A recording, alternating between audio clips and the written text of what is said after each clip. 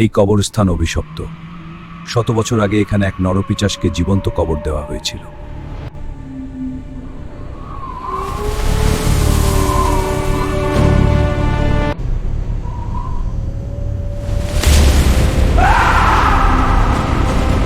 Story by Rakibul.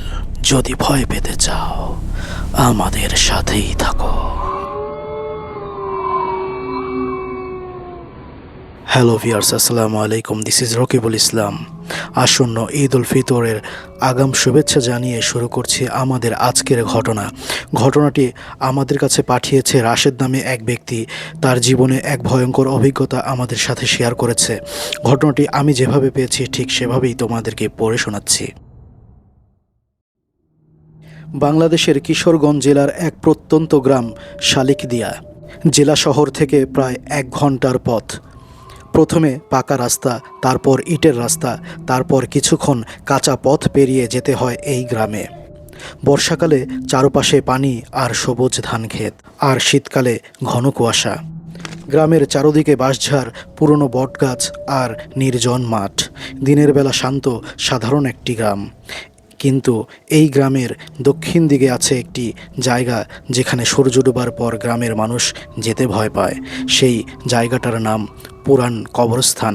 বহু বছর আগে এখানেই গ্রামের মৃত মানুষদের দাফন করা হতো, কিন্তু হঠাৎ এক ঘটনার পর থেকেই কবরস্থানটিকে পরিত্যক্ত ঘোষণা করা হয়। এই গ্রামের ছেলে রাশেদ ঈদের ছুটিতে গ্রামে এসেছে। রাশেদ শহরে পড়াশোনা করে। লেখাপড়ার সুবাদে বেশিরভাগ সময় তাকে শহরেই থাকতে হয়। খুব কম সময় আসা হয় গ্রামে। এবার ছুটিতে গ্রামে আসার কিছুদিন পর তার এক নিকটস্থ আত্মীয় মারা যায় রাতের বেলা। সেই রাতেই দাফন কাফনের ব্যবস্থা করা হয়। এই গ্রামে এখন আর সেই পুরনো কবরস্থানে কেউ যায় না।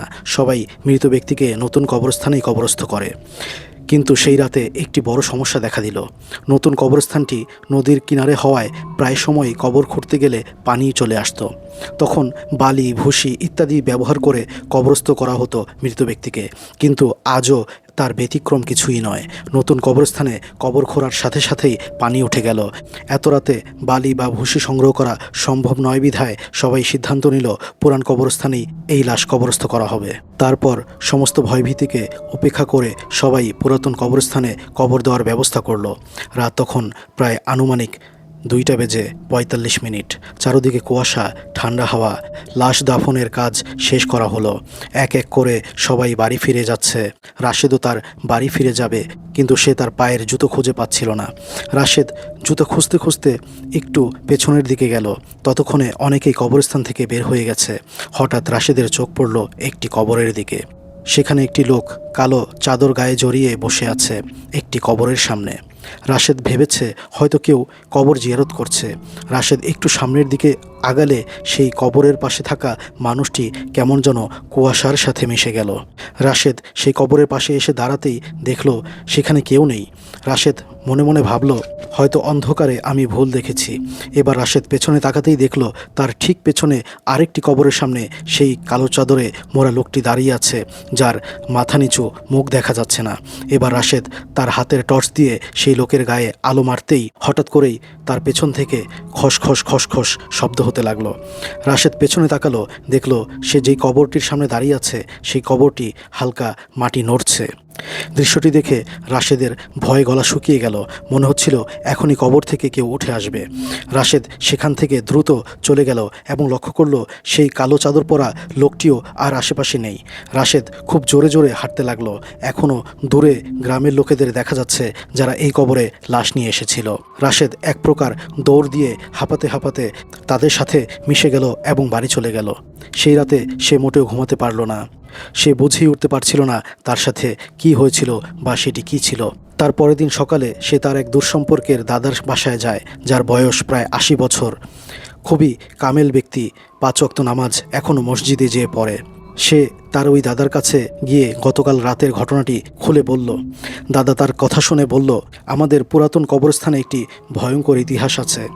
আমিও ছোটবেলায় আমার বাপদাদাদের মুখে শুনেছি এখানে এক মানুষরূপী শয়তানকে জীবিত কবর দেওয়া হয়েছিল। ওইটা মানুষ ছিল না, সাক্ষাৎ পিশাচ ছিল। ও মরা মানুষ খাইতো, তারপর ওরে সবাই একসাথ হয়ে ওই কবরস্থানে জ্যান্ত দাফন করা হয়। তারপর থেকেই নানান মানুষ নানান রকম জিনিস দেখত। আর তারপর থেকেই গ্রামের মানুষ সবাই একসাথে সিদ্ধান্ত নিয়েছিল যে এই কবরস্থানকে পরিত্যক্ত ঘোষণা করা হবে। তারপর থেকে এই কবরস্থানে আর কোনো কবরস্থ করা হয়নি। দাদার কথাগুলো রাশেদ খুব মনোযোগ দিয়ে শুনছিল, আর গতকালকে রাতের ঘটনার ব্যাখ্যাও যেন পরিষ্কার হয়ে গেছিল রাশেদের কাছে। বন্ধুরা, এই ছিল রাশেদের ঘটনা। তুমি রাশেদের জায়গায় থাকলে তোমার অনুভূতি কেমন হতো অবশ্যই কমেন্ট করে জানাবে। বন্ধুরা, তোমরা যারা এখনও চ্যানেলটিকে সাবস্ক্রাইব করনি, চ্যানেলটিকে সাবস্ক্রাইব করে আমাদের সাথেই থেকো। আমরা আবার ফিরবো নতুন কোনো ঘটনা নিয়ে। তোমরা আমাদের সাথেই থেকো সেই পর্যন্ত।